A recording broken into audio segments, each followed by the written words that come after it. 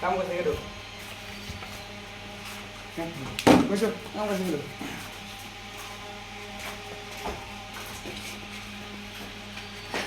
এটাতে কাম করে কিরকম মজা পেলেন? এটাতে কাজ করে খুব মজা পেলাম। খুব মজা না? আমার বাড়িতে আর একটা আছে।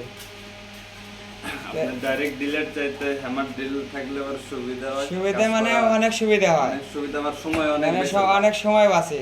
অনেক সময় বেঁচে যায়। আর ওইটা যদি আমি শ্রেণীতে বাইরে নিতাম প্রায় এক তাহলে আমার দেড় 2-2.5 ঘন্টা চলে যেত। আর তাহলে আমি এই মেশিনটা কিনে আমার 2-2.5 ঘন্টা বেঁচে যেত।